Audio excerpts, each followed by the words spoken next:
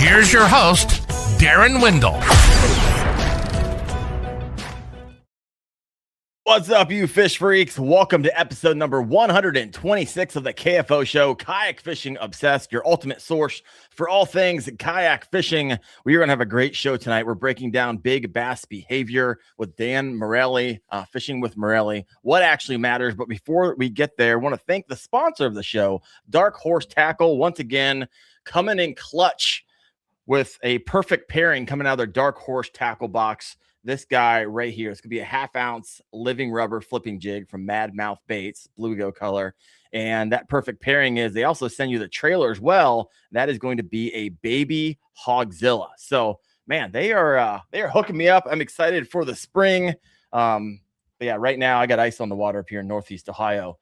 But I will be heading up to Steelhead Alley tomorrow morning. Hopefully run down some steelhead with my buddy Jake. But we'll get hopefully we will see some photos shortly, maybe even a video if we get on a mess of them. But big announcement tonight. We're just going to go ahead and freaking jump into this. I fired Seth. Just kidding. We didn't fire Seth, but Seth has some family obligations. He got some really great opportunities. I'll bring him back on the show to explain it. There's a timing issue right now, but unfortunately, Seth is no longer going to be the co-host of the KFO show. However, although Seth is fired, someone is hired, and I'm really excited about this. This has been in the works for a while, but the new co-host of the show, drum roll, please, Wyatt Hammond. What's up, guys? Dude, you're a freaking hammer. Put up 116 inches in 2.5 hours this past week. It was wild. That was insane out there. That's my all time. That's the problem here. So let me show you some of this. Let me show you this. So I asked her, hey, send me those photos and tell us the story, what you feel like you want to share. We'll throw up these. Where's the photo I'm looking for? Here, this is the one. Yeah. Freaking a 23.5 followed up. That's at 12:55. Followed up with a 23.5 at 1:51. Followed up with a 23.5 at 2:43. At 22.75 and another 22.75. And this was all just in a few hours. Yep. That was mostly off of one spot out there, actually.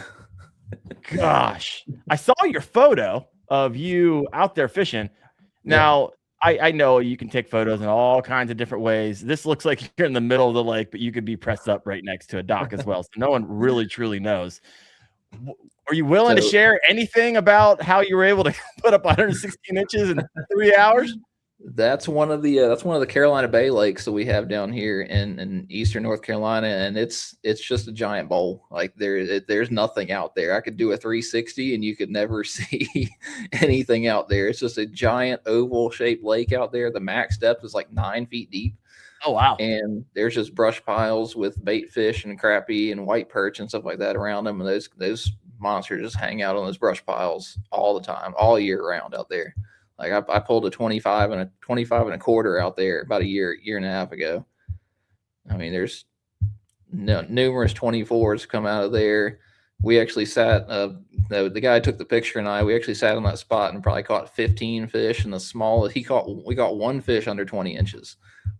Gosh, that is crazy. Wolf Walmart has got a question here. Can we run the MC Hammer song every time Wyatt rolls? And I think he should have like a what they call a theme song every time he comes on. I love it. Roy Jones, fantastic catches. Yep.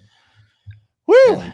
Hammer. Yeah, that's where I kind of do my practicing out there for any of the tournaments and stuff like that I've got going on. If I know, like I know I'm going down to Florida. I'm going out to Kissimmee here later, so I was throwing my gold stuff, my gold chatterbaits, things like that, kind of practicing for Kissimmee. So I kind of go out there and kind of take whatever lures I think I might be using and just kind of get the hang of them out there.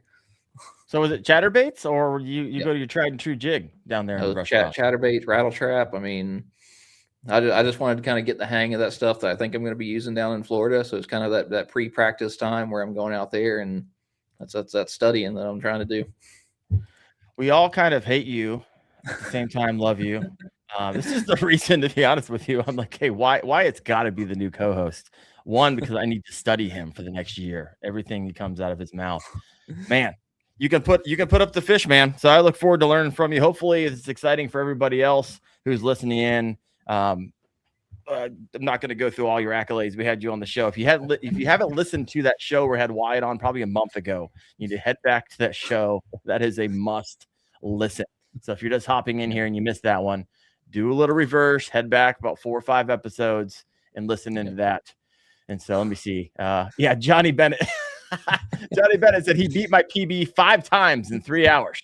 Yeah. Fur fishing says for me and Darren, we don't get fish that big up here in Ohio. No, like the bottom of your list, the 22.75 is like the upper echelon of how big they get up here up north. So trying to get some people to come out there with me. Well, I don't have to. I'm just gonna have to come down. I'm full time now. I have rods. I know. I had Keith out there, the guy that took the picture. He was like, I kind of got mixed emotions at the end of the day. He's like, I caught 102 inches, which is awesome, but then I also got beat by 14 inches. I love it. Roy Jones says that lake is off limits for the KBF Southeastern Regional Championships. Jake Cook's just jealous that you have open water. I hear you there, Jake. I love it. All right, folks. Wyatt's the new co-host. Let's get this party started tonight. We're going to be talking about breaking down a big bass behavior. I think Wyatt's done a really great job of kicking us off there. But let's go ahead and bring our guest on tonight, Dan Morelli with Morelli Fishing with Morelli. That's how you got your YouTube, you got your Instagram. Welcome to the show, brother. How you doing? Good. How you guys doing? I appreciate you having me. No, it's good. It's good. You're a hammer out there, Wyatt. Gosh, appreciate it, huge, man. It's fun. I was going down and kissing me as well. I'll be there as well. So yeah. So I'll try to run into you out there. What kind of truck have you got? I'll keep an eye out for you. GMC Sierra. You'll see it. You'll see the big bass symbol on the back. So cool. The Old Town in the back. So I'll find you. I'm sure I'll find you. You'll be around the crowd of people. Well, Dan, let's make you a little bit human before we start talking tackle and tactics and all that stuff. Tell us kind of who is Dan Morelli outside of fishing? Dan Morelli. Well, number one, he's a dad. So I see your kids' photos up behind you. Yeah, you like loud and proud, man. Yep. I got 2 kids. I'm actually kind of new in the kayak tournament scene. I've been fishing my entire life. I'm actually originally from upstate New York. Okay. So I'm by the Great Lakes area from Rochester. I'm not far from Buffalo area. So I had the Great Lakes around me. I was able to bike there as a young guy. I had the Finger Lakes, which is amazing fishing. Oh, yeah. So I grew up smallmouth fishing my whole life. Caught my first largemouth on a buzzbait, and that changed everything for me. I mean, it was just like the immediate addiction right there. And I was lucky enough to move to Florida later in life. And I mean, I came to like the best bass fishing around down here. And I'll tell you, I had a bass boat. I had a John boat, but I always come back to the little plastic boat. I love going out on the kayak. Upgraded to the kayak. I get it. I know. That's funny. My boat would just sit in my garage or in the storage, and I would just keep going out on the kayak. And I'm finally like, listen, I think I'm just going to get rid of that and just get a better kayak and really invest my time into that.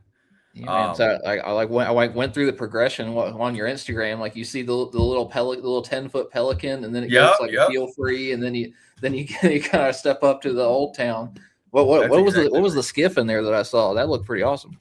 Yeah, I had a Live Water Sports skiff. If you guys have ever heard of that, so I'm in Tampa, so I'm right by the ocean. So my first thought was I want to get on the ocean. I got the skiff, started hitting the ocean a lot, but again, my heart is just always with the bass, just because I think just being from upstate New York, I'm not going to take a skiff out on the water here, because if you know anything about the gators out here, that's not going to happen. There's no sides on those skiffs or anything like that. I'm not taking it into the swamps. So I ended up getting rid of that and just getting that Pelican kayak, and didn't take long before I was like, all right, I'm going to need a motor, or I'm going to need some pedals, because it's getting old really quickly. I did one tournament on it, and it was just the next day I was just in bed all day. I was so sore. So I went to the Feel Free actually, and that's when I got the motor guide, put the motor guide on the front. That was great and everything, but it was a lot of pressing, and fishing. Yeah. So I kind of wanted to get something with the pedals. Yeah. I've always obviously liked Old Town. So I finally was like, you know what, I'm going to make the big boy purchase because I'm going to start getting into some tournaments. And like I said, I got 2 kids. I'm married, so very busy outside of fishing. I coach a lot of my kids' sports. I'm sure you see that too on my Instagram. So this has been the first year where I really told myself I'm going to concentrate on tournament fishing. There's a lot of great guys, especially in Bass Nation down here, that kind of talked me into it.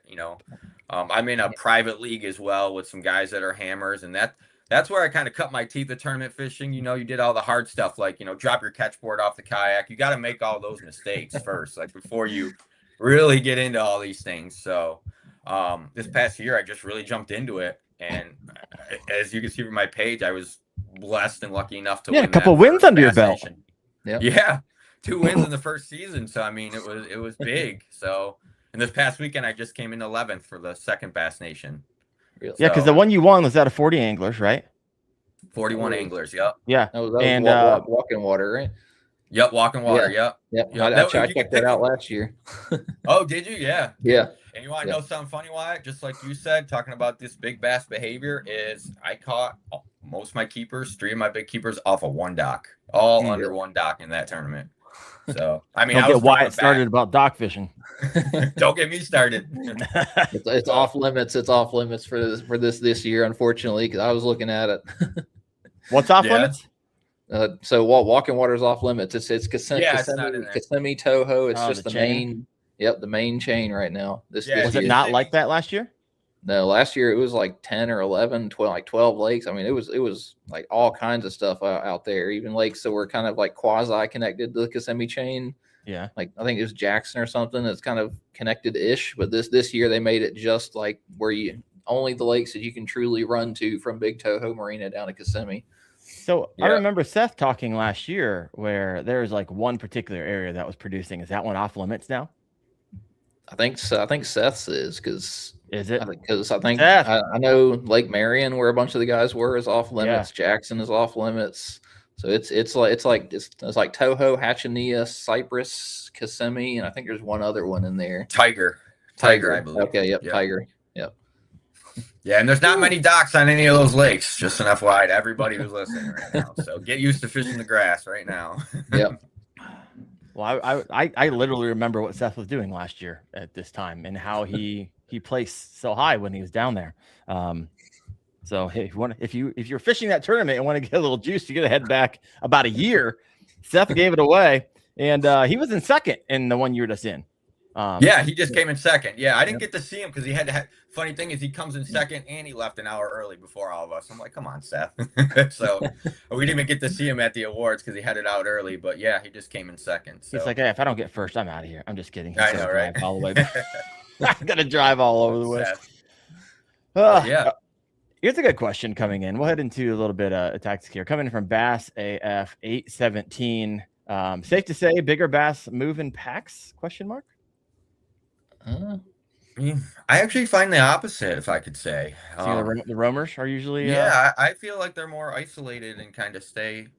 Yeah, I mean it's heavy depending on like what they're like. If I mean like the ones I found last week, they were definitely around the school of white perch, like bigger bait. But for the most part, like you're gonna catch. I catch 1 or 2 big ones, and then that's it. Like they have staked out their area, and all the other fish have to go somewhere else.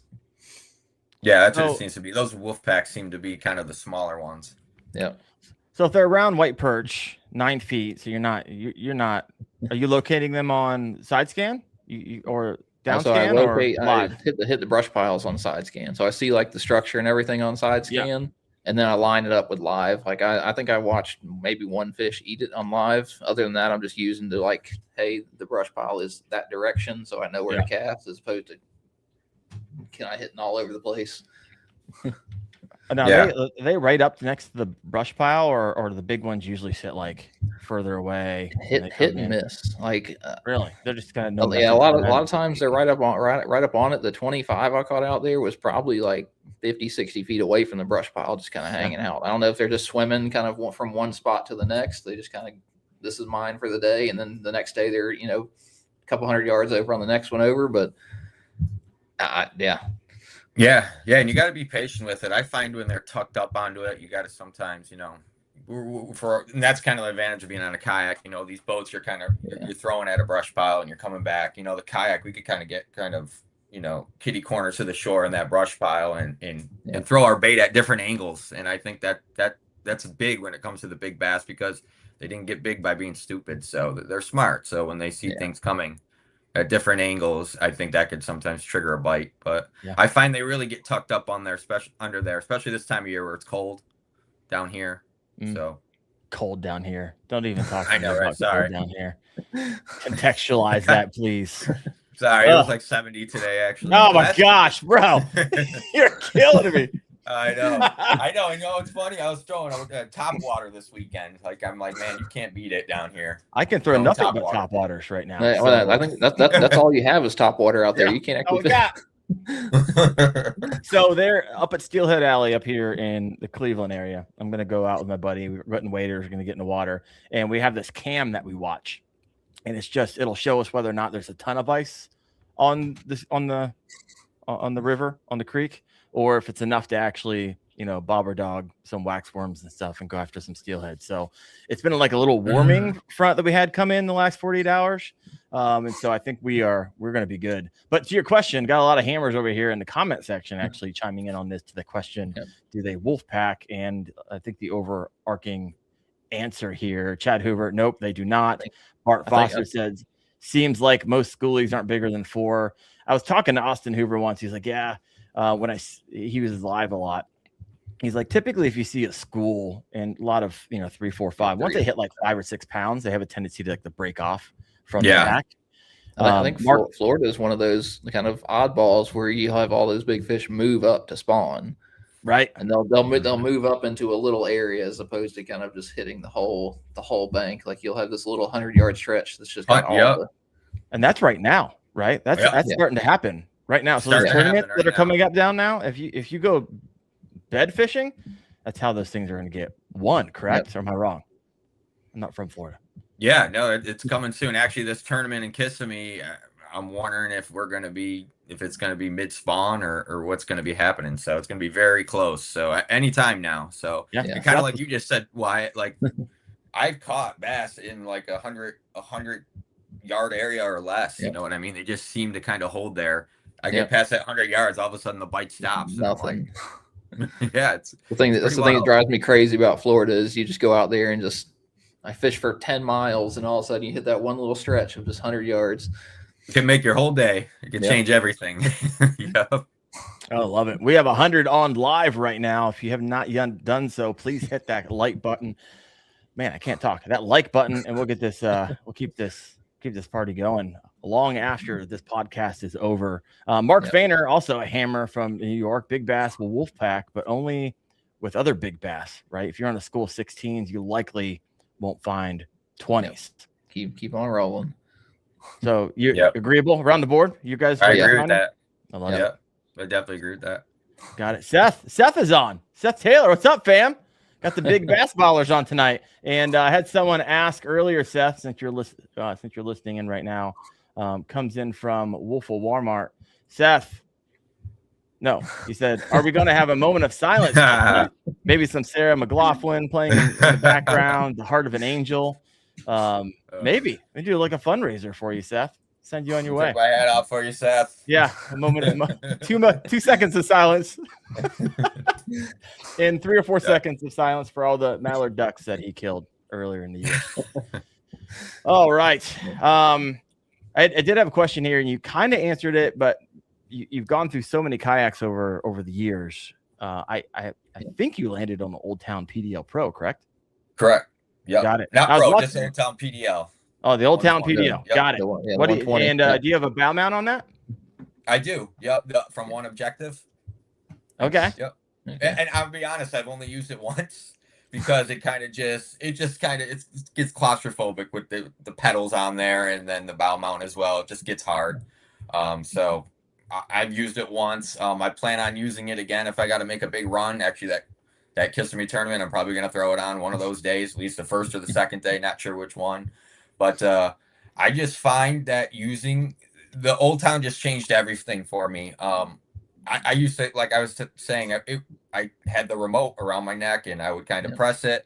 I'd get a bite, I'd hook a fish, and then I'm in between, let's say, two docks or some structure. I'm trying to back out of there while fighting the fish, and I got to take my hand off the rod to press the buttons on my remote, and it was just kind of getting in the way. So now with the Old Town, I could just go in reverse. I could control it all with my feet while fighting the fish. And I'm a big structure fisherman.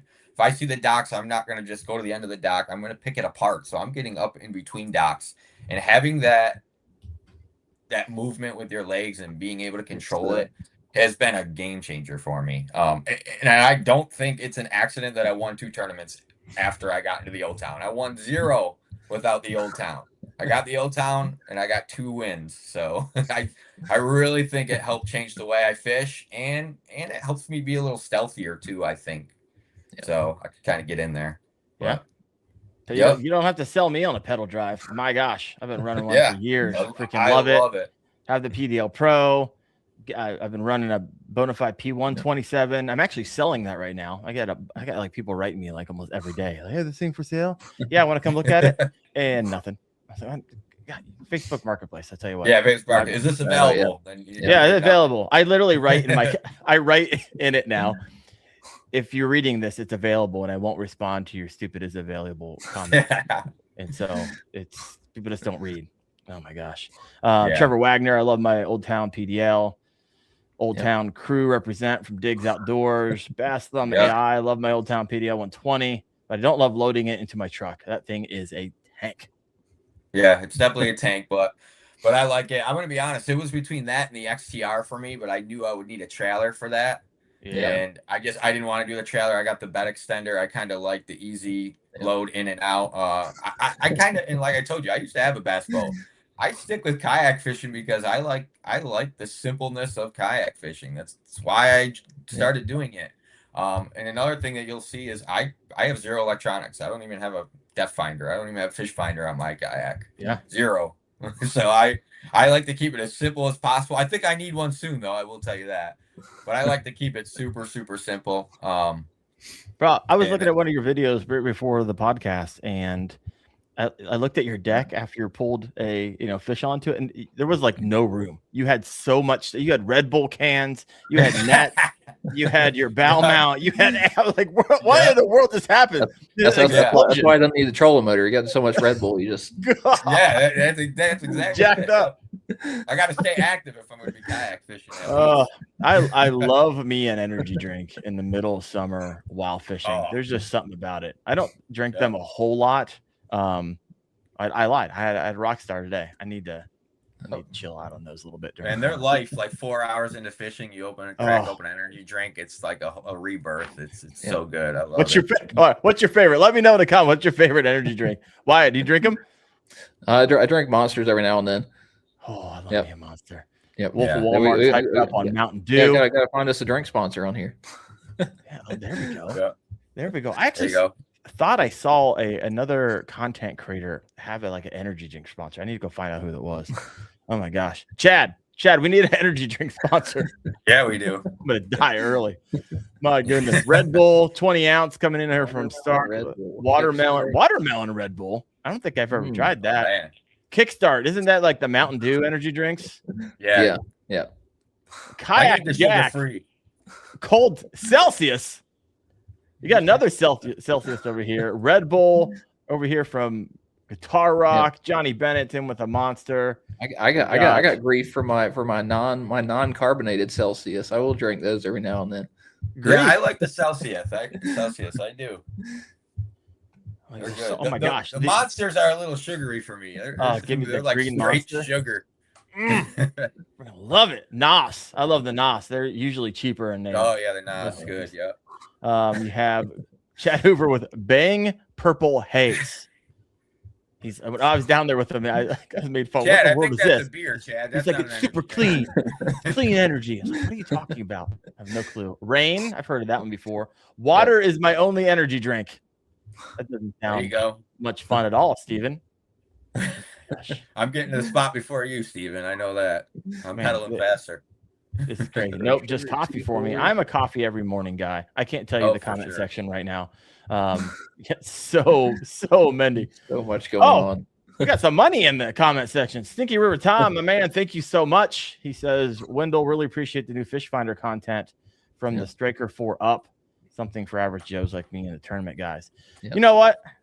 I appreciate that. I've been obviously iced in, snowed in. So I've been spending a crap ton of time creating just content around, the Eagle i9, the Eagle 9, the Garmin Striker 4, the Prana Max 4, the Eagle 4 from Lowrance, the new. So it's been interesting. I think there's more Striker 4s on kayaks than any other probably all other depth finders combined. 100%. 100%. I mean, I did a comparison video between the Humminbird Prana Max 4 and the Eagle 4X and the Garmin Striker 4. And outside of screen size, Garmin has them beat. Just beat. I mean, up and down on resolution. They got to beat on GPS, and because it has GPS and the Lowrance and the Humminbird do not, that means you have waypoints. That means you have speed, tracks, all that stuff. And so, if you can give up a half inch on the diagonal screen, which most people are like, "Yep, willing to do," because they're all around the same price point. So you get chirp, $20. You get chirp, which you don't get on the Lowrance and Humminbird. So if you haven't checked out that video, budget fish finders under $150. That just launched just a couple of weeks ago. All right, let's hop into the meat and potatoes of the show a little bit, breaking down big bass behavior. Let's just start, just picking apart on some questions here. I spent some time earlier today and was like, all right, let's get into the mind of Wyatt Hammond, Dan Morelli here. So when you first launch your old towns, we all have old towns. What's the first thing you're trying to figure out? Obviously, you're trying to figure out where the fish, but what are you breaking down in your mind? If you've never been on a body of water or you haven't been on it very often, not if you go catch your pet bass on your brush piles, Wyatt. I'm just kidding. First thing I'm breaking down is obviously structure. That all goes and depends on how you fish. I like fishing structure. It sounds like Wyatt's the same way as me, whether that's docks, fallen trees, anything like that. I like to find the structure, and then when you find the structure, you kind of get used to it. You kind of find those same travel lanes of the big bass that they like to stick to. You can find those ambush spots that they're going to be at, like I was talking about earlier. Run your bait, parallel to the brush pile instead of right at the brush pile and back, and that can trigger some big bites. So when I launch, first thing that I'm doing is I'm personally looking towards the shoreline. I'm looking towards points if I find any points out there. And obviously drop offs and shelves like that's where the big ones are going to be. That's where they're going to be hanging out. I like to post up there. Like I said, finding those ambush spots and making sure you're casting during those feeding windows is a big thing. So I've noticed out here when I'm first launching onto the water that the bites actually not coming out till the sun comes up right now this time of year. So I don't know if you're dealing with that right now, Wyatt, but that seems to be what's happening down here. So once that sun comes up, the action really starts. That's when I can really get on those brush piles. That's when I'm really using that sun angle, wind direction. That's obviously when I launch. That's the first thing I'm looking for. I'm looking for that before I launch, obviously. I'm trying to hit those wind-blown banks. That's a big thing. Same with the current. That's another thing I'm looking for. I'm looking for which way that current's moving and some moving water, so how I can position my kayak. Those are some key things that I'm looking for as soon as I launch on a new body. It's so funny. You just took me back. And the more and more I have the show and the more and more I have people on who know how to fish and know how to do it proficiently. I just remember when I just first got into it, none of that crossed my mind. It was like, just get in, find a bank, and just start fishing the bank all the way. The bank around. Just beat the bank along with the other kayak that's 200 yards ahead of you and 200 yards ahead of them, and everyone's just fishing the same spot and doing the merry-go-round thing. But man, it's been really interesting over the past just, I guess, 2.5, almost 3 years. The podcast has been alive, and if you've been here from the beginning, and let me know in the comment section, have you been with the KFO show since the beginning? And if you have, I just know through talking with hammers, like I know how it's done now, right? It's not a secret, right? It's stringent map study for those who typically will end up always finishing in the top 5. It's an insane amount of map study, which I think it's funny because someone in the comment section said Wyatt gains his energy from map research. He spends 72 hours on maps and 24 hours doom scrolling. But it's a map study, watching videos, 100%. looking at. So I know I asked you, what do you do when you get on the water? What do you do pre-water? Like, what are your things? You're like, okay, you're prepping for a tournament, and I'm really curious. Do you utilize AI in any way? Me? Dan, actually, what's funny is recently I have kind of used some AI. Actually, for the Arbuckle Walk-in Water tournament, I will say I went on ChatGPT and one cool thing about that tournament, and you had 4 lakes to pick from. So all those lakes kind of offered something different. I've only fished 2 of those lakes, so 2 of the lakes I had no idea anything about. So, I mean, ChatGPT is an excellent research tool that'll just gather everything around the internet. I mean, it'll pull from tournaments that people talked about that had on there and how they caught it and stuff, and pull all that information. And it definitely gave me some great information about the lake, how it fishes, some baits that might work. I will tell you that none of those ways worked in there. Like, what were you punching? What's the prompts? That's my next question. I'm literally like, hey, what are the prompts you're putting in there? My prompt was it was as simple as this. I have a kayak bass fishing tournament on December 13th and I can be on Lake Walk-in Water, Lake Arbuckle. Which one is going to be the winning lake? And it will literally tell you. It'll say, this will be the winning lake, this is why, and this is the bait that you will use. None of that worked, but I will tell you that a little bit of it worked. Let me tell you what didn't work. What didn't work was the bait that it suggested me to use. I did not use. It said a black and blue jig, and I don't jigs, but I'm not huge on the jig. Did not catch a fish on the jig that day. It said that was going to be the winning bait. I don't think anybody in the top 3 caught a fish on a jig or a keeper fish on the jig. But I will tell you, I was between Lake Arbuckle and I was between Lake Walk-in Water. And it wasn't until like Thursday night I made that decision because, like we just talked about, I was living on Google Maps. I mean, that whole week I was just looking at everything on each lake. What catered to the best of the way I fish personally. That's what you got to look at. Which way do you fish? Which lake's going to be the best for you? And I did type in ChatGPT, which one, Arbuckle or Walk-in Water? Which one do I got a better chance on? And it said Walk-in Water. And I'm not going to say that's why I made my decision, but it's one of those things where I just need somebody to talk me into it real quick, and then I'll do somebody or a robot. Or a robot. Yeah. So the robot talked me into it. I saw more docks at Walk-in Water, so I'm like, yeah, we're going to go with the robot. Anybody else in the comment section, do you utilize ChatGPT in any way before you're heading out to a body of water? I'm just curious, and let me know what you prompt. They banned drones and bass. We're going to ban ChatGPT next. I know, right? I saw that drone thing. Oh my gosh. Wolf of Walmart. Hey, ChatGPT, where are the ditch pickles at? Ask it. I would love to see what it says. I use ChatGPT and AI for a lot when it comes to content creation, but man, I have not yet.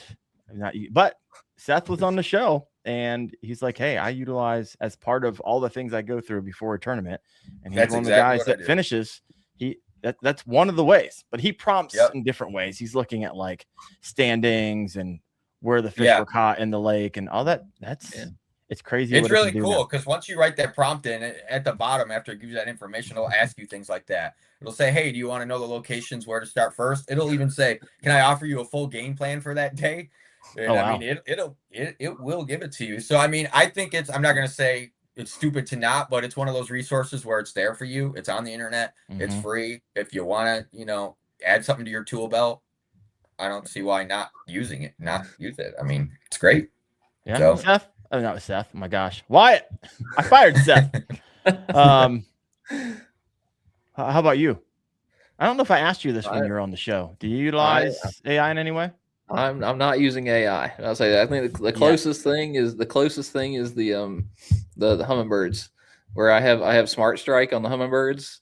All right, and explain to everybody what Smart Strike is before. So Smart Strike on the Hummingbird units, and it comes available with the map cards for the that you put in there.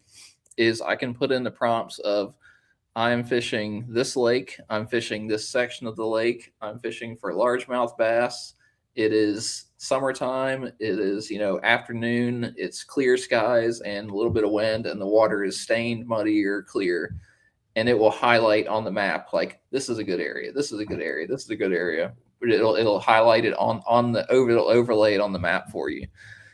And I know a couple of years ago, I punched it in on Lake Murray in the springtime, and I just went to all the little purple sections because it highlights them in purple. I went to all the little purple sections and just started catching fish at all of them. It was the craziest thing.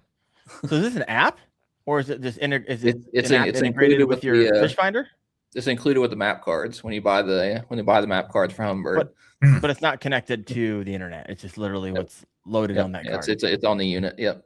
Sorry, so it's like a database. Yeah. Wait till we get to the day in which we're not that far off when AI is actually integrated into our fish finders, and it starts aggregating all the information from every tournament, time of the year, barometric pressure, weather, whatever was caught on FishBrain earlier that week, the fish that Wyatt caught. Yeah. It is going to be like literally. I truly believe this, and we're gonna have to deal with it here in the next 2 or 3 years. Like, you can not know how to fish and come on the scene if you can pay to play and have the money. It's gonna be wild. I mean, I think the start spot. Take me to the ditch pickles. Well, all you have to say, it will take you to the ditch pickles. Throw those the Lowrances and that power pole. The Vision. I think it's the Vision. It's already it's already the internet on a pretty much screen for you. It's pretty much an iPad that you hook up. It's my goal to get a Vision this year. I'll be goofing around with that because I got some plans this year. It's gonna be a little bit different. The Wendell Fishing YouTube channel is gonna look a little bit different this year, and I'm pretty. You can stream from the Vision. Yep. There you go. It's wild. It's gonna be stupid. It's wild how times have changed, because I remember back when I was like a kid who loved fishing, the only tips you'd get for fishing was you'd have to wait for that Field and Stream magazine in the mail or go pick it up at the grocery store. And that's how you got all your bass fishing information. I mean, the internet wasn't even huge. YouTube wasn't even a thing. Jimmy Houston Outdoors on VHS. Yeah. Outdoor channel. You got to hope the fishing's on. Yeah. I mean, those VHSs. Yeah. Well, if you have a question for Wyatt or Dan, go ahead and throw that in the comment section. The comment section's kind of on fire. It's hard to keep track of right now, but I'm going to switch gears to a different question. And Wyatt or Dan, you guys can choose whoever wants to take it. Are you more pattern based or instinct based? I'm always, at least like tournament fishing, I'm always looking for a pattern. I'm looking for some kind of, like, I want some during a tournament. I want something that I can repeat. I want something that I can go. I caught a fish off this grass edge, so I see there's 10 more grass edges down there, so I can just ping through them all. Whenever I'm fun fishing, I'll go out there and sometimes it just fish. Just gotta go down the bank, just throwing whatever I want. But tournament time, it's like I'm looking. I want specific things. I need to catch fish that are this size, and whenever I do this thing, that's the size of fish that I catch. That's interesting that you're inconsistent on that, right? Yeah. Because that wins for you, and you're going to catch the biggest fish. You're going to have the best luck. So why would you ever switch and go back and change your strategy to just fun fishing? For like fun fishing, honest question. If it's the summertime and I want to go out and throw, like, I love throwing. I like all kinds of fishing. I like throwing a deep diving crankbait or a football jig or something. Like, if I'm catching 12-inch, 14-inch fish and I'm just fun fishing, I will sit there all day and I'll catch fish all day doing that. All right. If I was fishing a tournament, I would probably change it up and throw different lures and kind of grind a little bit more. If you want to know what those lures are, go back to about a month ago and listen to Wyatt's podcast. Dan, how about you, brother? Instinct or pattern based? Pattern based for sure. I definitely, kind of like Wyatt said, I like the bass to tell me what to do. I kind of just look to them to tell me what they're feeding on, how it was moving it when they bit. That's the number one thing. And I even tell my kids this, anybody that's beginning fishing, really think about after you caught that first fish, when did they bite? Were you reeling in fast? Were you reeling in slow? Really know what that pattern was, and that's what they're probably going to be biting on that day. What kind of vegetation did you pull them out of? Start moving down the bank, and that lets you cancel out some water so you can find some better spots. So now that you picked up on that pattern, lets you save some time. But I always let the bass kind of tell me what they want. I'm not one where I'm going to throw, a speed worm, catch a bunch, and then be like, oh, I want to throw a big bait now just because I want to throw a big bait. No, I'm going to keep throwing what's catching me the fish, and I'm going to stick with that pattern. So definitely patterning them. I like it. For sure. Got a question coming in from those listening in live. Steven Sturgeon. How do you decide which baits to take with you on any one trip? I'll take them all. Did Who you see wants my kayak? Yeah, I saw the deck of your kayak. I mean, everything was there. And mine is just like just doing the research, just doing a little like so. I mean, I've got the Kissimmee stuff right now, so I've got it rigged up right now. Gold chatterbait, gold rattle trap. I'm gonna have the swimming worm tied on. I'll get the punch stuff rigged up. Like I'm doing the research before I get to the lake to kind of know where I'm gonna fish and kind of what should be the primary patterns and stuff in that area, and then I'll carry just a handful of random stuff as well, just in case I need to change it up to give me some options. And then as the days go on, I'll kind of narrow it down. Like I've got a ton of tackle in the truck. Yeah. I try not to bring it all out there with me, and I kind of narrow it down as the days go by. That way I've kind of, not confusing myself too much. I do the squirrel thing if I have 10,000 lures in the boat. Yeah. Yep. Got to do what works. I kind of, it all depends on where I'm going, obviously. I mean, sometimes I bring different stuff for lakes that are 2 miles away from one lake. It just sometimes down here in Florida, they like different stuff. So definitely depends on where I'm going. Kind of like what Wyatt said, though, if I know they like something certain, I'm not going to waste my time. I'm going to keep exactly on the boat what works. And I'm not going to try to start throwing things just because we're all fishermen. We all like to just throw things because they're fun to throw and they're cool baits that we like. Heck yeah. We get caught up in that a lot sometimes, I think, and we got to remember, especially on tournament days, we got to remember, if it's not broke, don't fix it. Let's bring out what works and get the job done. I think I fall in the line of fun fishing, right? I don't really, I'll pick up on patterns because I fish same lakes around here from time to time, but as a content creator primarily, and, secondarily, even further down the list, a tournament or 2 or 3 throughout the year. I just love rolling through baits, learning a new bait, teaching the video on that new bait, and then moving on to my next unconfidence bait, and having fun with it that way. But I don't know. I'm getting the competition itch. It won't be in 2026, but once I could figure out the new normal with making this whole YouTube and content creator thing work, I'm coming up on a year here in about 3 months. Once I feel a little bit more comfortable, and have some money to donate, I think tournaments might be something I push the gas pedal down on for summer, but we'll see what happens. There you go. No, you're doing it right, Darren. You want to do it at the right time when you're confident, because that's what it's all about. It's all mental and confidence. And at the end of the day, right now, I'm like, you know what? I'm just jacked that I get to get up and do this every day. If I can just continue to do that the rest of my life, it's a win. I don't need to be a millionaire. I don't need to win. I don't need to be Wyatt and have 1 million checks and trophies behind me. I know. Or Dan or anybody else, everyone else I have on the show. But man, if I can just continue to get up and do this, that'll be a life well lived.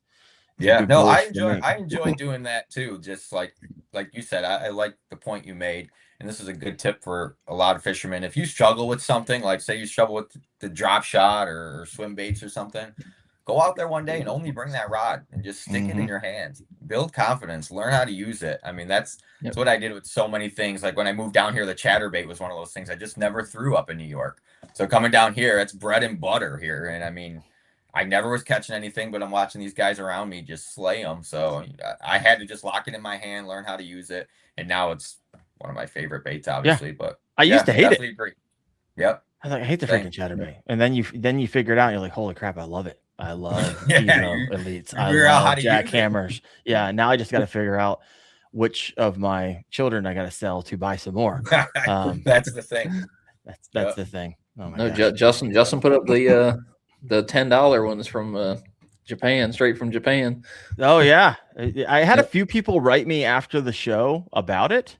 And so what we're referring to, once again, go back and watch that Wyatt Hammond. But you want cheap jackhammers. If you want cheap and I'm not talking like actual knockoff jackhammers, actual jackhammers for half the price, write me an email. And I'll send you a link. All right, let's keep this party going. Oh my gosh. You gotta help me out. Why I can't follow these questions over here. Have you seen a question that people have been asking that maybe I missed that you want to take a stab at? I know a gentleman asked about the sun angles. The angles change during the position of the sun and the wind. I was absolutely. He said, "Do fishing angles change due to position of the sun and the wind?" So yes, absolutely. Fish don't have eyelids. They don't want to be in the sun for the most part, unless they're smallmouth bass, and they don't care, and they just want to be in 2 inches of water for no reason. But largemouth bass, they'll rotate around a piece of structure to kind of stay in the shade. Yep, So, 100%. Now, you were sharing why a month ago where you were following bass out in the shadow of the dock, and as the sun was coming up, they were moving out, coming so out. like during Yeah. I guess overnight they were. I mean, even a little bit during the day, they were running shad up on the bank, just roaming the bank, free roaming the bank. And I think as the sun came up, they were going from the open bank to the walkways on the docks and using the walkways of the docks to get under the main part of the dock. Mm-hmm. Just kind of riding that shade line back. So they're nice. They're up there super shallow whenever it's dark out, and they can ambush everything. And then as that sun comes up, they kind of use that walkway, and they can still ambush while going to the darkest part of that dock. It's usually the deepest part of the dock. That's why you got to skip. All right. Yeah. Other question for you guys. What have you found in fishing with others that anglers misunderstand most about big bass behavior? Like, what are some mistakes you're like, I see it all the time. I wish I could go over there and coach a little bit or whatever it is, or someone maybe you fish against and they consistently finishing at the bottom 25 or whatever it is. I think a lot of people move a little too slowly honestly on my side. Okay. Because like whenever you put the bait in front of these fish, they're going to eat it. Like they're either going to eat it or they're not going to eat it. But I find a lot of these big fish are biting the first, cast or 2 casts, especially like whenever we're talking structure and things like that. Whenever you flip and you make that good flip under a dock or you punch a grass mat, it's usually a pretty immediate bite. Like there's conditions where you'll get cold fronts and things that'll slow the fish down. But a lot of times those big fish, they're going to hit it as soon as you punch it through. And a lot of people will sit there and like, I find myself doing it punching every now and then where I'll sit there and kind of yo-yo and yo-yo and yo-yo and yo-yo. And I'm like, I just need to drop it in there, pull it out, drop it in there, pull it out, drop it in there, pull it out, instead of trying to force the fish to bite. Like you can really miss a lot of stuff if you don't cover water. Yeah. So help give some context, right? So you're at the honey hole this past week. You and your buddy are slaying. Did you just stay on them because they just kept consistently biting for 2.5 hours? I mean, so that's not a great. It's usually like the first 2 or 3 casts, and they've got it. Like it's you can go through each one, and I mean, like within the first 2 or 3 casts, you're catching a 20 plus, and you can sit there and throw a shaky head or something slow, and you can mine out a couple more fish. But the biggest one is usually end up being the first one to bite. All right. Yeah, I definitely agree with that, and I agree with that, and I think patience is a big thing too. Like I said, that one tournament, I caught 2 of my biggest fish right off the same dock. And the funny thing is I hit that dock earlier in the day, and there was nothing there. Moved a couple docks down, then I came back, and that's when I pulled them both off. And one thing about structure and these big fish is, kind of like you said, Wyatt, like if that cast, I noticed you said if that cast is right, if that's a good skip, you're going to catch them. That's the key, though. If it's a good skip, don't just cast at the end of the dock and just, okay, no bite, not there, moving to the next one. I like to pick a dock apart. My favorite part of a dock, if we're talking structured docks, is like, you got a long dock and there's like that middle part, like right before it goes to the walkway that connects to their yard. It's usually a bigger, more shadowy area. And I usually will try to get up to the side of that dock and skip in there. And that's usually where I will find the bigger bass, with a little bit of patience, and getting into those harder to cast spots for sure has helped me catch the bigger bass. So that's everybody's going by. Right. Most boats don't want to get in there, move, turn around, back it up. Kayaks, it's easy. You kind of you can move around, you can move your vessel around faster. And so because of that, you guys see bass boats, they come up, they skip under there, nope, move on, and they stay on the outside, right? That's the beauty of being a kayak angler. You can get up there, go around it, turn around, go to the other side, flip around, you can cut the angles. That's why I never have any problem going behind a bass boat when it comes to dock fishing. I'll go behind them and be just fine. There's nothing better than catching a bass behind a basketball hoop just went through. Nothing better. You're like, I hope that thing jumps out of the water and makes the thrashiest sound known to man. You're hooting and hollering, start yelling, splashing around, screaming, just to make sure it turns around and looks. You're like, okay, I'm good. I'm good. Yep.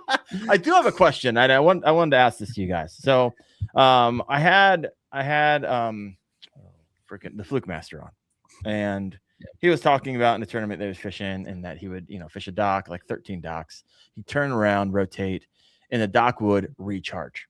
And I've heard of this before, but in your opinion and in your studies and all the fishing both of you have done, how long does it take typically for a dock to recharge, and what does quantify and qualify recharge?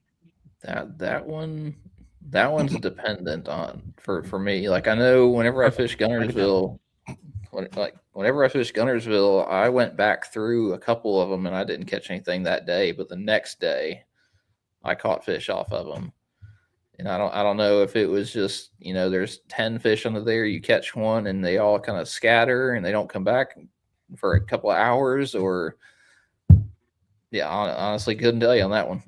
Really? Yeah. You haven't noticed any method to the madness? It just, you got to try it out. I mean, except for like when it's pre-spawn and stuff, and they're actively like coming up to spawn and things. If you got kind of fish filtering in throughout the day, yeah.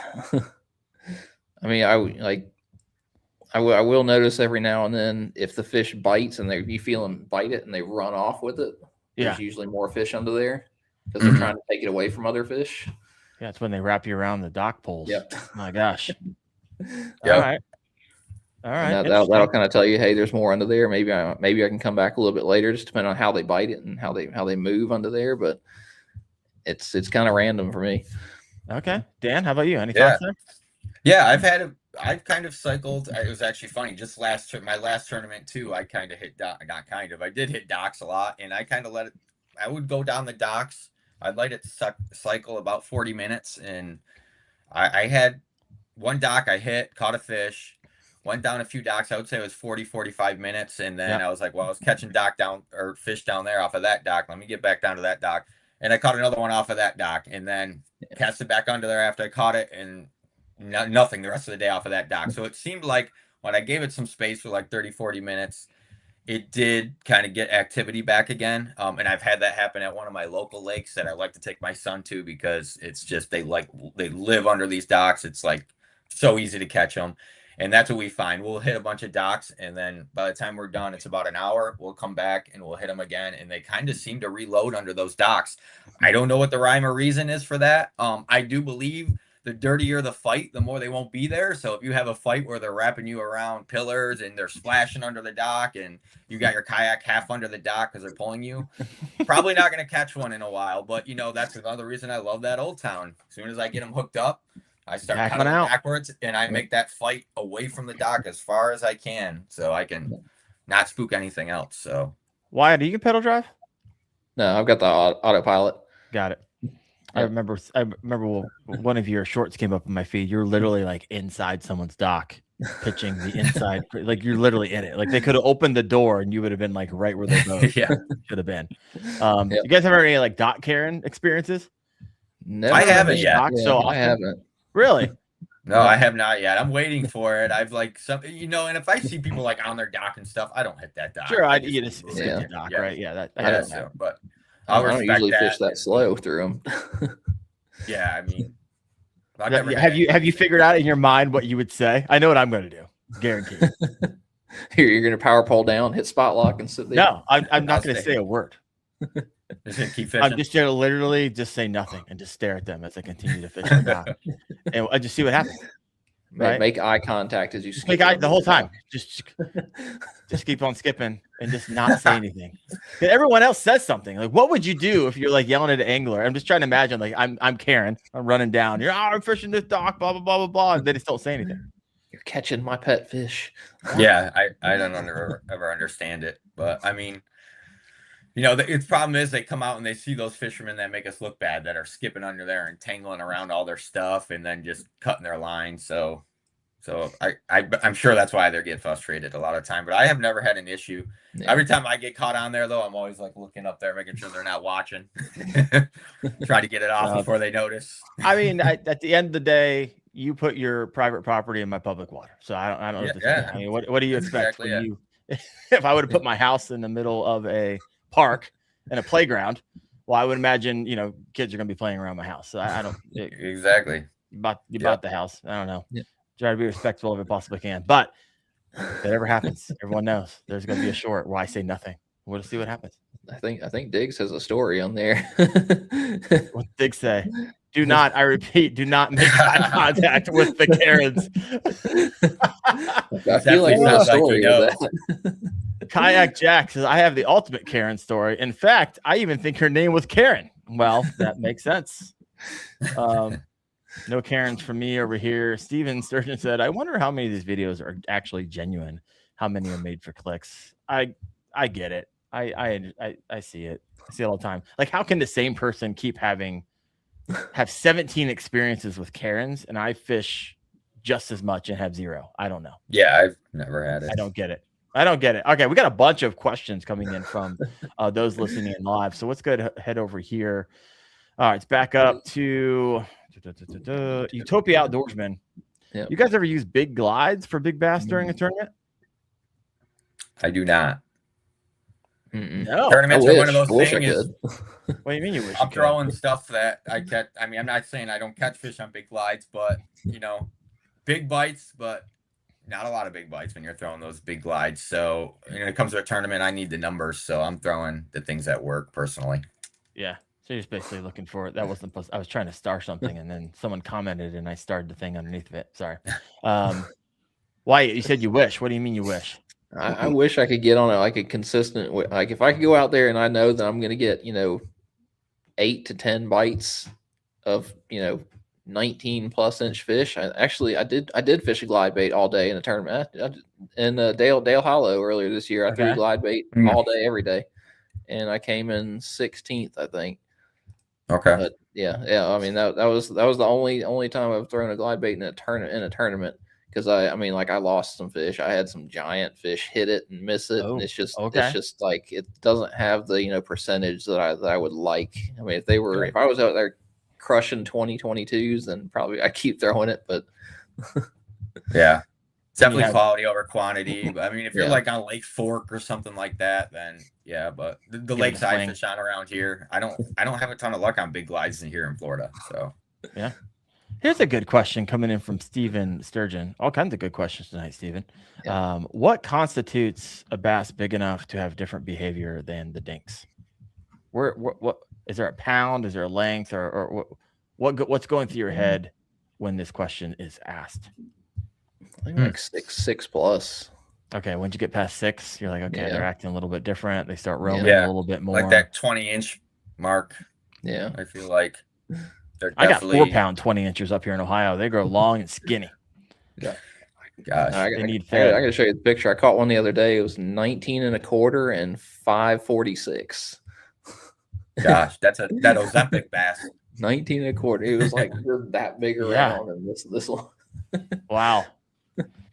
Terrible for kayak fishing. Okay for boat tournaments. All right, 6. There you go, Steven. Hopefully I gave you a good answer there. This one comes from CT Yak Bassin. Could you guys share any general advice to help improve skipping skills? So the best thing that I found for skipping is reels that don't have magnetic brakes, or things that you can turn the magnetic brakes entirely off. Because you've got 2 different kind of brake systems in reels. You have the pen system and you have the magnet system, and a lot of reels will do both in there.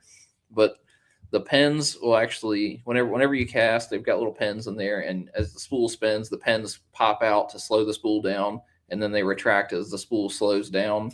So whenever you cast, you get initial control, and then the pens back off, and the jig will actually kind of skip pretty level across the water.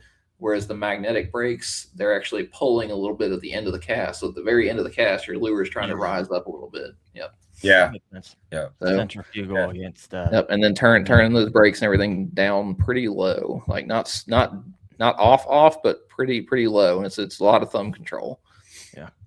Here's my general advice for skipping. Don't skip when you actually need to skip, right? Practice in open water.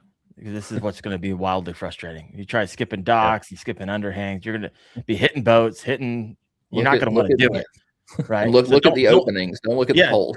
Right. 100%. And so first get good at it by just doing it in open water. Right. So you're not going to just practice for 20 minutes, practice for 10 minutes every single time you're out, and then head over there. You're going to increase your confidence in going into it and putting it in those tiny spaces. I love on Gunnersville. I think I was talking about this recently, is on Gunnersville, no one likes you like fishing their docks so much so. And I don't know if it's like this where you guys fish, but they'll like create all these net systems, grass control, and 2x4s. and they'll set boards, and they'll put. They got the wood that goes across. So you can't skip, or they have the cross diagonals, so you get. And so it's wild. But what I also love is a lot of times on those docks, you're like, oh, no one else is trying to get in there. So if I see a hole that barely would fit my bait, it's got to be that big. I'm like, okay, I'm trying, like. And I don't even care if I hit it, because you like got this thing locked down like Fort Knox. If I get it in there, there's something in there that hasn't seen a bait in a while. And so I don't know. I always considered it a challenge when someone tried to lock down their dock. How about you guys? I caught a night, like one of the 19.5s I caught on Gunnersville was skipping through a chicken, like there's chicken wire. Oh, the chicken wire, yeah. Oh my god! And there was a little hole like this big, and I was like, just shot it straight in there. Those big bass know that they're protected in there. They're not stupid. Yep. So that's where they're at. The beauty of that chicken wire is it rusts over time, like you're saying. And they usually put it on the doors, right? So it extend down so you don't skip under their boats. But after a while, it gets rusty holes. You're like, oh yeah, here we go. Gosh, that's crazy that they do that over there. Yeah, not where you're at. No, I've never seen any chicken wire and stuff. I definitely see them put like the boards across so you can't skip under there, but no chicken wire or anything like that actively. Net. I've seen the people try to put the signs on their dock like private property, no trespassing, no fishing. Like they have. I've seen no fishing ones before. I was like, oh my gosh. You know what docks I like the most? I like the docks that have like the black feeder that goes into the water. You guys ever get those? Oh, those are down here a lot. Oh, really? They feed the fish. They're catfish. Oh, yeah, stuff. yeah. Mm-hmm. That's down here on a lot of these southern Florida lakes, and I mean, it's like catch a fish in a barrel, obviously. So. Are you laughing at Wyatt? I love Wyatt. He's like laughing at all the comments, but I'm not quite sure which comment he's laughing at.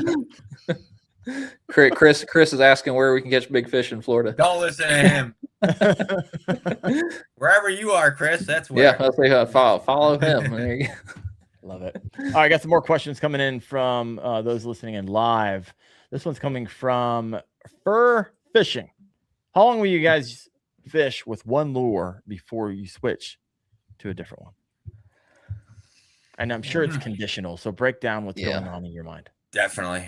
And honestly, I'm going to be honest, before I switch a lure, I'm going to switch a color. So if I'm fishing a speed, say just a speed worm or some type of fluke or a Senko, I'm going to switch from, green pumpkin to a jitterbug before I go switching everything completely. I've down here in Florida, not sure about you guys, color makes a very big difference sometimes. I've, thrown a Senko under there that's green pumpkin and nothing, and then I've thrown jitterbug and I've caught something. So I definitely think that's a huge thing. If I'm not catching it at all on that lure, I like to keep moving. I like to keep the bait going. I'm not going to waste more than a half hour on something that's not getting any bite. Then I'm going to switch it up. So, and again, jitterbug? Do you mean June bug, or do you actually mean jitterbug? I don't know why. All right, I was about to say he's like followed it up with a jitterbug. Like you go to OG. OG top water. He could skip that thing under a dock. Oh my gosh, this guy got some skills. Skipping jitterbug. Old school top water right there. But yeah, I'm always trying to change the color before I change the lure. And again, when I'm going into somewhere, I kind of am doing pre-research before I get on the water. I know what they're biting. So I kind of know what to go in there for. I'm not cycling through everything. Or if it's a brand new body of water, I know nothing about it, I am going to cycle through a bunch of stuff kind of quickly and see what they bite on. And once I find that pattern, I'm going to lock it in my hand and go from there. What color should I switch to? Exactly. Dan Morelli. Chat GPT. Yeah, tell me. I love it. Yeah. Wyatt, how about you, brother? Like there's no definite time, but like if I feel like I should have gotten a bite, like you know, if I go through and I skip a jig under 10 docks and don't get a bite, I'm gonna probably start thinking about something else. If I go, you know, if there's laydowns or anything like that, and I've fished, you know, spinnerbait past the laydowns 10 or 15 times, like there's a laydown on perfectly sitting out on a point, and no one has fished it, and I'm the first one to come up to it, and I cast 2 or 3 times, and then I go to the next one that's sitting out on a point, bring a spinnerbait by it, and nothing. Then I'm gonna start going, you know, maybe this is, you know, I'm gonna fish the best looking pieces of structure with the best lures that I can, and if it's, you know, not making sense, then it's not making sense, and something's got to change. So you're on the move, right? You're probably a faster fisherman than most when it comes to just proximity and moving around, as well as keeping one bait in hand. From the couple hours I've been able to spend with you, it seems like you're a quick fisherman. I think last year at Kissimmee, I fished like eight out of the lakes in a week. Oh, wow. Okay. So you are on the move. So if you see Wyatt like catch something in one place, you're going to see him an hour later, like a mile down, finding that pattern in other parts of the lake. All right. I like it. I used to be someone who used to be like, oh, I pick it apart and spend time on it. And I'm slowly moving away from that. And I like this being on the move. I think it's wildly just boring sitting in one spot. That's why I like bobber fishing and stuff like that. It drives me crazy. And that's why I love bass fishing. So active. All right. Got some more questions coming in from those listening in live. Coming in from Devin Lopes 561. How do you guys fish extremely stumpy areas? So, like deep water, deep stumps, shallow stumps. I mean, points. Like you gotta find the ambush areas. Like if you've got something where it's just a ton of cover, a ton of one type of cover, then you've got to find something extra. Like looking for, you know, a channel swing, or looking for somewhere just something a little bit different. Maybe there's stumps that those stumps have lily pads or something by them. Like you need a little bit extra just to make that stand out a little bit more. All right. Now this is wild. Like as you explain that, Wyatt, literally there's a couple places on lakes around me where it's a stumpy area. It's a fairly large area. We're talking probably 100 yards, the variety of different stump fields. So they can be anywhere. And they are. However, there's also a few lily pad fields in there. And typically if you can get around those and start picking those apart, a lot of times that is the little bit of difference that you need in order to find them that day. And so good advice. Very definitely. Good advice. Dan? And trying to find the stumps by open water, I think, is sometimes key, because I know those big ones, they like to be close to be able to get right out to open water, to get away, to escape. So I like hitting the edges of stump fields. I find that sometimes to hold them, because again, they don't like to go too deep. They do, but I mean, I find them mostly kind of on the edges. They want to get out into that open water as quick as possible. If you ever notice when you hook a big fish, what's the first thing they do? They usually flying towards open water. So that's kind of, I try to hit those edges. We get a lot of those stump fields here.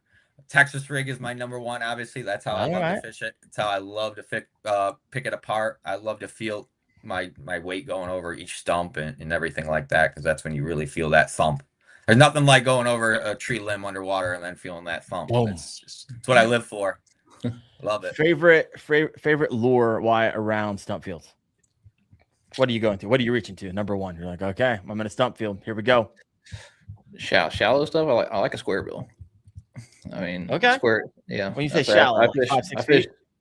Yeah, like less than 5. Like I fish square bill a lot whenever we went to Potomac and things. I was running through all the stumps and all the wood cover around there.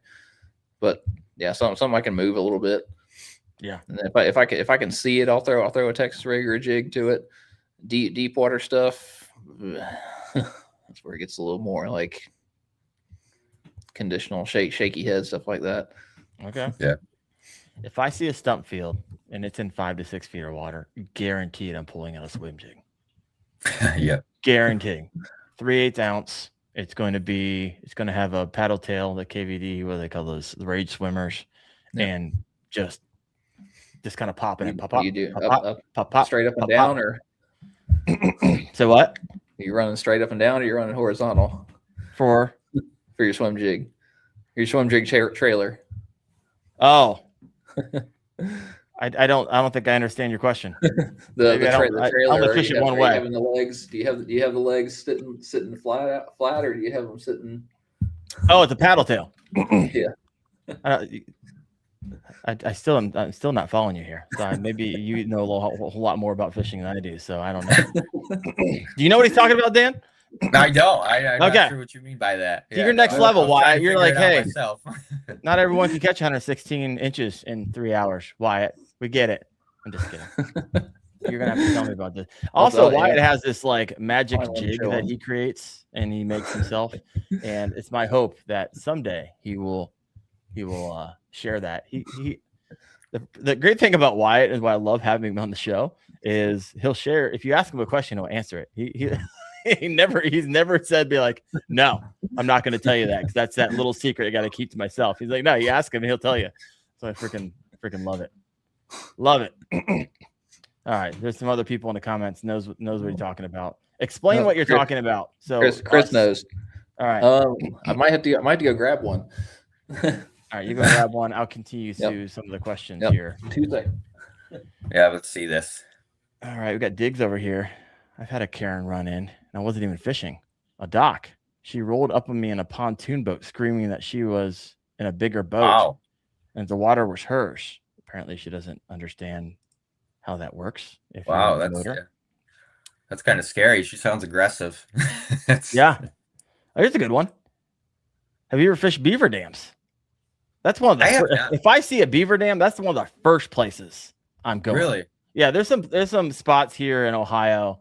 I know where all the beaver dams are. We have a lot of them here in Ohio, and there's specifically a place in southern Ohio. There's a lot of beaver dams, and typically I'll go and there's just like hundreds and hundreds of little ponds and lakes that you can drag your kayaks to and drive down the road and throw it in another place. It's magical. It used to be strip mines back in the 80s, and now they gave it over to the state and blah blah blah blah blah. And you can just go in there now, and it's free camping. It's a blast.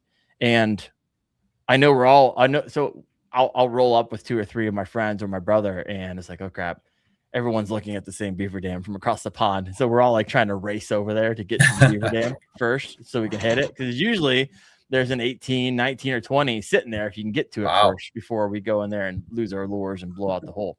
Yeah. All right, Wyatt. All right.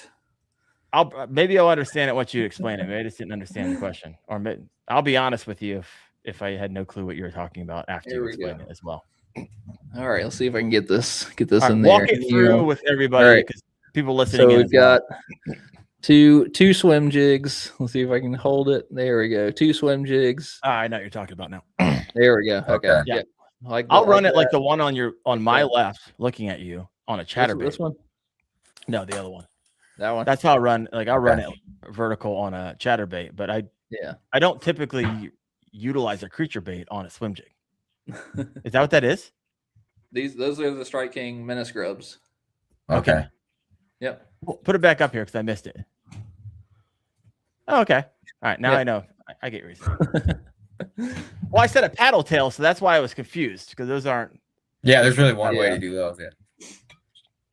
All right. I love it. All right. What else do we have here? We were talking about beaver dams. Do you guys have a ton of those where you're at, Wyatt?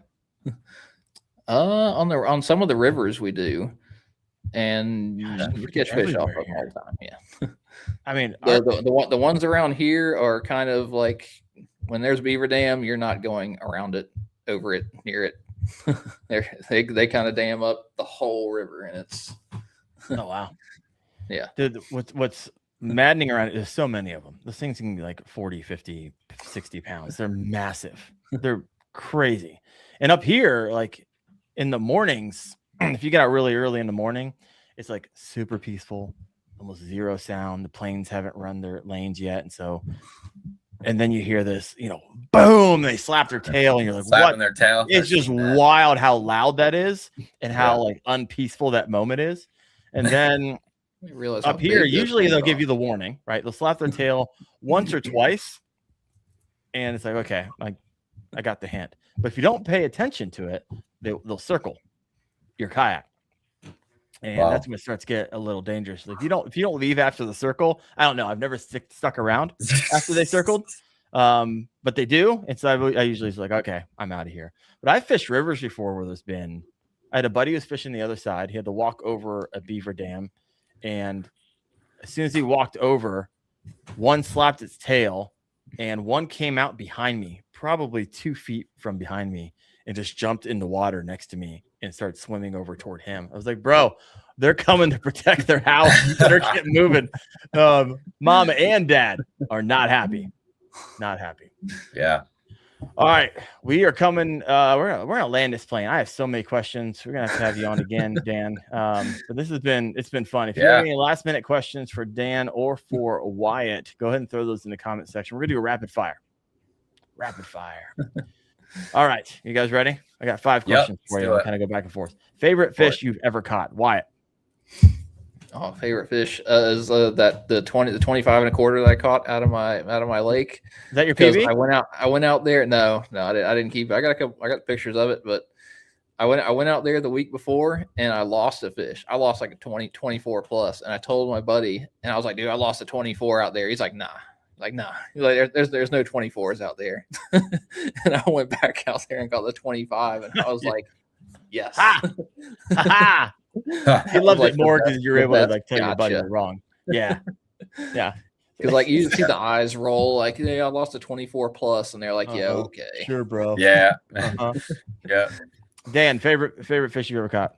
It's probably going to be recently in the tournament I just won. I caught a 22 and a half. I was a quarter inch away from big bass, and it pretty much took me from 5th place to 1st place to win that tournament. So come on, that's now my favorite bass ever. Yeah, the ones that when you turn a lot of money are usually your favorite bass. I like it. Exactly. Yep. One thing you never leave at home, Wyatt. Just overall everything. Yeah, on your jigs. Gotta be my jigs. Your homemade jigs. Yes. All right, I'm telling you, always. You could probably create a video on that. It would go, and 2, you could probably sell those, and it would go. I love it. Dan, how about you? Senko. I'm not leaving the house without a wacky rig. All right. Any particular? Are you Yamamoto?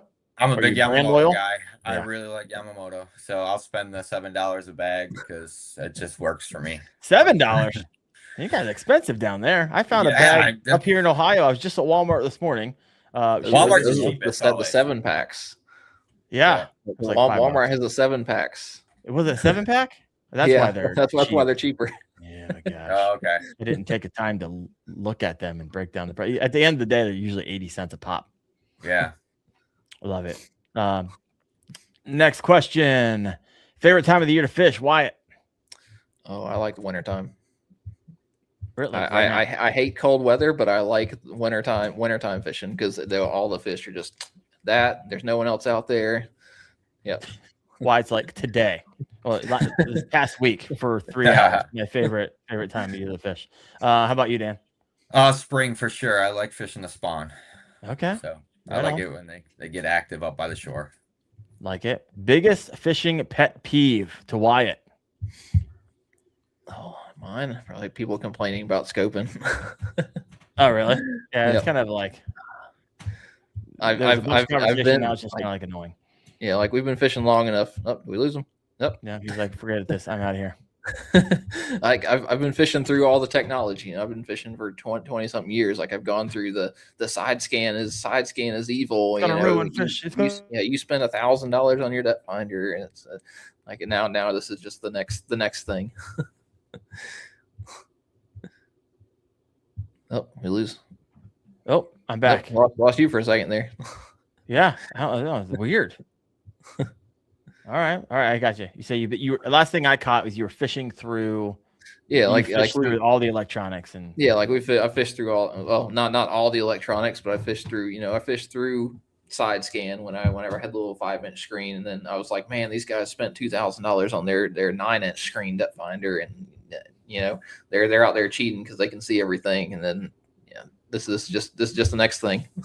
Yep, next thing. Just wait till AI meets forward-facing sonar. Then you're really gonna be pissed off. He'll be out there with the meta. You saw the guy with the meta out there in the live. I'm telling you, I don't think that's close. But it wouldn't surprise me if down the road they're gonna have it where you can put it on. you could still see like out in front of you, like you would be able to see like with your eyes. However, you're going to have all this stuff that you can also see. And I'm telling you, that's probably, I don't think that's close, but I do think it's during our lifetime. Yeah. It's going to be wild. All right. Dan, what do you think? Yep. Dan's gone. For those of you listening in, Dan left like 3 minutes ago. Not quite sure where he went. He's having technical difficulties. Laptop died or something along those lines. Something. So this question goes to you, Wyatt. What's one piece of advice every kayak angler should hear? Speed up. Speed up. Faster. Yep. Move it. Yep. All right.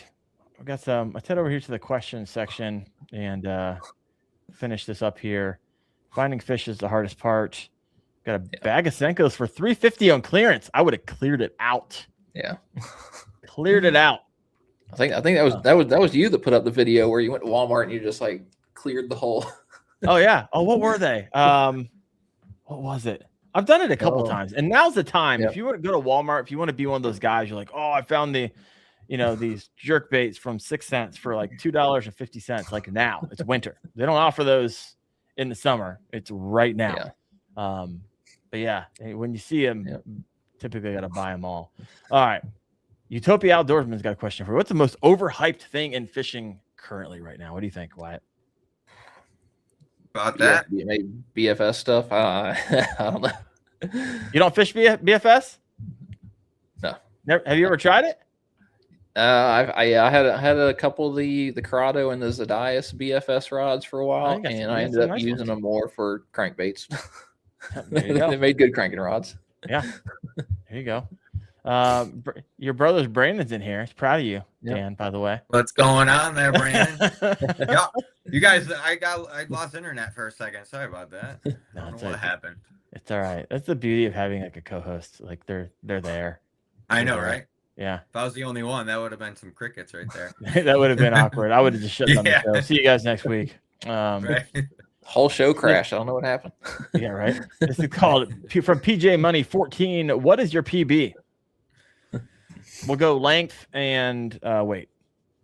I don't know my weight, but I know 23.5 is my PB. I did not have a scale that day. 23.5. So. You're in the mid sevens, probably. Yeah. Depending on average. Yeah.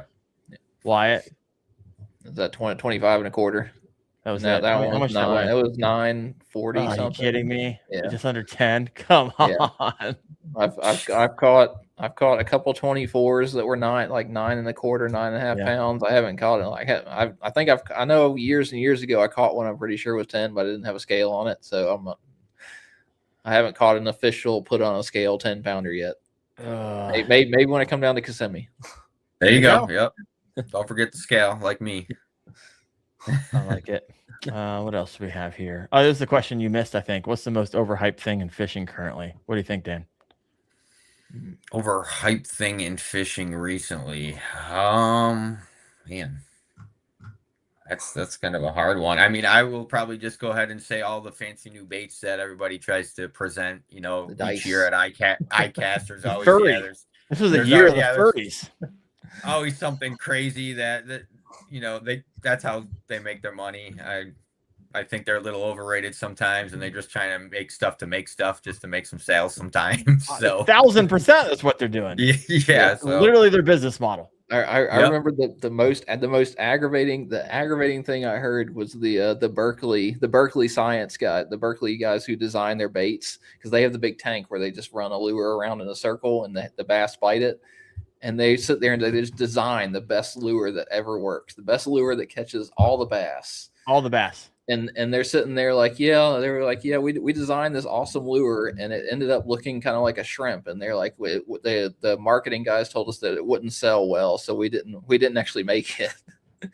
I'm like, you had the best lure ever created. Didn't make all the fish in the tank are eating it, and they're just like, nah, it's fine. We're not gonna use that. I don't know.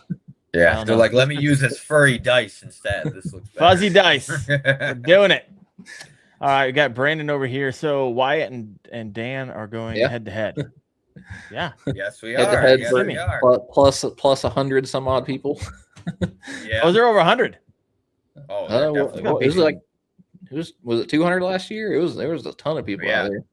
It's going to be some thick competition. I'm excited. Have in our grassroots Bass Nation here for the South region. 50 I think to we 70 have like normally showing up for those things. We got like 40, 50 on our own, and then plus everybody coming from out of state. So this is what I want. In the top 3, I want to see, in no particular order, Seth, Wyatt, and Dan. So I want to go. I like it. I'll be watching. And then we'll come on and we'll do a show right after. We definitely will. Just all the hardware. Oh my gosh. Yep. Well, folks, next week I'm actually going to be on the road. There's not a podcast next week because I'm going down the coast and doing 4 or 5 factory tours with some of the some brands that all y'all would know. And so I'm going to be going in there, seeing how the sausage is made on some of your favorite kayak fishing companies and lure companies and electronic companies. And so I'm going to come out with probably 5 videos in the next few weeks on cool. A little behind the scenes action. So excited about that. I was like, hey, you know what? If I can't fish, I might as well travel south. Probably going to hook up with Hoover, get some fishing in down there somewhere. If you make your way to North Carolina towards I'm coming through there. I know. I was talking with Faircloth. I was like, he's like, yeah, next time you come through, let me know. I was like, I don't even have enough time. Literally, this is how it works. I'm driving during the night. Hours. That's fine. Yeah, it's two. I expect 116 inches. And so literally I'm driving during the night, and the next morning I shoot for maybe a few hours, and all these places are so far apart. I'm driving like 6 hours that night and then shooting the next morning, like 8 hours that night and shooting the next morning. It's literally, I was doing the math on it today. It is 40 hours of driving in like 5 or 6 days. That's just the driving part, not including the video stuff. So, it better be good. Or not, and it'll just be fun for me getting see how all this stuff is done behind the scenes. I always find that fascinating. So you won't see me, but I do have a variety of people slated Missile Baits in a few weeks. Who else do I have coming up here? Is that Josh Shrenko? Oh yeah, Shrenko from Michigan. Yep, that's right. We got him coming up. Wyatt's like, I know who these are. Darren keeps sending me calendar invites. There's another one I missed too. Anyways, well, folks, thank you so much for listening in to the Kayak Fishing Obsessed podcast, brought to you by Dark Horse Tackle. If you love the podcast, looking to help support it, head over there, check out. They just don't have a box, right? You can do kind of a la carte as well. Some great guys. I had a question coming in from live asking me if I was going to be at the Great Lakes Expo. I'm not. However, I will be down at the Columbus Expo here at the end of the month. So for those of you, I'll be there on Friday and Saturday. And so hopefully I'll see you there. But folks, thank you so much for listening in. I appreciate you. I'll see you in 2 weeks on the Kayak Fishing Obsessed podcast. Thank you, Wyatt. Thank you, Dan. Yes. Of course. Yep. See you guys. Thanks for having me.